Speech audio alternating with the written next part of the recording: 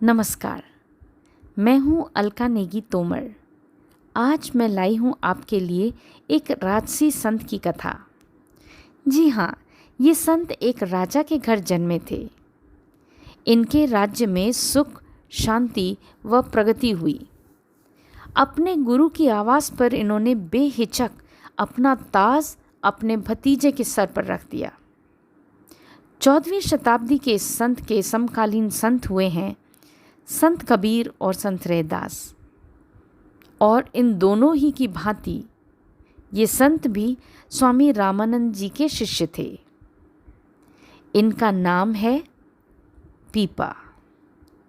यद्यपि कहानी में लिए गए मूल भाव श्री R.K. गुप्ता जी की पुस्तक सेंट्स एंड महात्माज ऑफ इंडिया पर आधारित हैं, तब भी कुछ बातें श्रुति पर भी आधारित की गई हैं और यह केवल कथा को रोचक बनाने के लिए किया गया है, किसी भी जाति संप्रदाय या व्यक्ति विशेष की भावनाओं को आहत करने के लिए नहीं।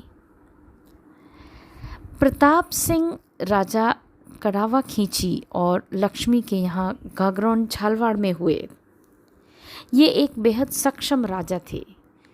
इनकी 12 पत्नियां थीं, फिर भी ये एक विरक्त सन्यासी का सा जीवन ही जीते थे। एक बार इनके राज्य में कुछ साधु आए। इन्होंने उनके लिए उत्तम व्यवस्था तो की, परंतु स्वयं उनसे मिलने नहीं गए। अतः साधुओं ने ईश्वर से प्रार्थना की कि उन्हें सही मार्गदर्शन दें। उसी रात देवी उनके स्वप्न में आईं और बोली कि उन्हें काशी जाकर स्वामी रामानंद जी को अपना गुरु बना लेना चाहिए। माता की आज्ञा पाकर प्रताप सिंह तुरंत काशी को चल पड़े। वहाँ जब वे स्वामी रामानंद जी के दर्शन को गए तो उन्हें ये संदेश मिला कि स्वामी रामानंद जी राजाओं से नहीं मिला करते। सुनते ही उन्होंने तुरंत अपनी पगड़ी उतार के रख दी व वस्त्र भी लोगों में बांट दिए। राजा से वे भिक्षुक हो गए। जब रामानंद जी को इसकी खबर हुई तो उन्होंने प्रताप सिंह जी से मिलने की अनुमति दी। पूछने पर प्रताप सिंह ने केवल ज्ञान का दान मांगा। रामानंद जी ने पुनः परीक्षा ली कि बेटा, ज्ञान चाहता है तो तुरंत उस कुएं में कूद जा। प्रताप सिंह जी बेहिचक कुएं में कूदने के लिए उसकी मुंडेर पर चढ़ गए। गुरु रामानंद जी ने अपने शिष्यों को इशारा किया और उन्हें किसी तरह से रोका। प्रसन्न होकर रामानंद जी ने न केवल उन्हें दीक्षा दी वरन ज्ञान भी दिया और कहा, पी यानी ज्ञान का अमृत पी और पा यानी उसे बांट। इस प्रकार राजा प्रताप सिंह खींची बन गए संत पीपा। एक बार संत पीपा को गुरु रामानंद जी की बहुत याद आई। उन्होंने उन्हें अपने यहाँ आमंत्रित किया। खबर मिलते ही रामानंद जी अपने 40 विशेष शिष्यों के साथ, जिनमें कि कबीर और रैदास भी थे, को लेकर घाघरौन पहुँच गए। पीपा जी ने जान से उनका स्वागत किया। वे स्वयं अपने कंधों पर स्वामी रामानंद जी की पालकी उठा के चले। कुछ समय वहाँ रहने के पश्चात स्वामी रामानंद जी ने द्वारका जाने की इच्छा जताई। पीपा भी साथ चलने के लिए तैयार हुए। उनकी सभी रानियां भी उनके साथ जाना चाहती थीं, परंतु पीपा जी ने यह शर्त रखी कि उन्हें सभी राजसी ठाट बाट त्यागने होंगे, तो ही वे उनके साथ जा सकती हैं। 11 रानियों ने तो मना कर दिया, परंतु 12वीं रानी सीता ने भी भिक्षुणी का रूप धारण किया व पति के साथ हो ली। संत पीपा रोज मंदिर में प्रभु के दर्शन हेतु जाते। उन्होंने अहू और कालीसिंध नदी के संगम पर स्थित एक गुफा में आश्रय लिया।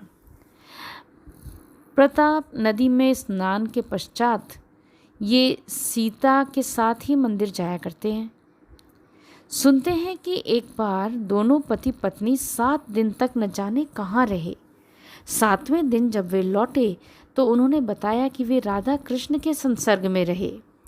इस घटना के पश्चात दोनों की ख्याति चारों ओर फैल गई। उन्हें सच्चे भक्तों की भांति देखा जाने लगा। भक्त श्रीधर भी उनके समय के प्रसिद्ध भक्तों में थे। एक बार पीपा और उनकी पत्नी भक्त श्रीधर से मिलने गए। श्रीधर जी ने उनका स्वागत किया, वह भोजन परोसने लगे। दोनों ने उनकी पत्नी के विषय में पूछा तो श्रीधर जी टालमटोल करने लगे। तब सीता जी उनके घर में जाकर उनकी श्रीमती का हाल पूछने प्रवेश करी। पता चला कि श्रीधर जी की पत्नी ने अपने वस्त्र बेचकर पीपा जी के लिए भोजन की व्यवस्था की है। इससे वे अत्यंत विचलित हुए। संत पीपा व सीता जी ने गली गली नाच गाकर भक्त श्रीधर जी के लिए कुछ अर्थ की व्यवस्था की।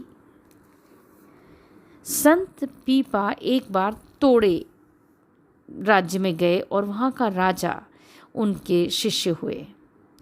राजा ने उन्हें अपनी सारी संपत्ति सौंपी, परंतु पीपा जी ने मना कर दिया और कहा कि वे अपने राज्य में जो गरीब हैं उनका सहायता इस धनराशि से करें। इस प्रकार से देखा जाता है कि पीपा बेहद भक्त वत्सल रहे। एक बार कुछ चोर उनकी भैंस को चुरा कर ले जा रहे थे। संत पीपा ये कहते हुए उनके पीछे दौड़े कि रुको भाई रुको, इस भैंस की बछिया भी साथ में ले जाओ, नहीं तो भैंस दूध नहीं देगी। वे भैंस व उसकी बछिया से बहुत लगाव रखते थे, पर जानते थे कि भैंस और उसकी बछिया एक दूसरे के बिना कितना कष्ट पाएंगे। चोरों पर उनकी बात का इतना प्रभाव पड़ा कि वे भी संत हो गए। संत पीपा जी भजन व साखी गाया करते। इनकी रचनाएं आदि ग्रंथ में भी पाई जाती हैं। गुरु अर्जन देव ने ये रचनाएं पीपा जी के वंशजों से प्राप्त की थीं। संत पीपा एवं उनकी पत्नी सीता आज भी झालवाड़ व द्वारका के लोगों की स्मृति में रहते हैं। इन दोनों पर गहन चिंतन व अन्वेषण की आवश्यकता है। इनका जीवन अनुकरणीय है। हमारे साथ रहने के लिए धन्यवाद। आपसे ज्ञान चर्चा करके हमें सदा प्रसन्नता का अनुभव होता है। फिर लौटेंगे एक नई कहानी के साथ। तब तक स्वस्थ रहें, सुखी रहें। धन्यवाद।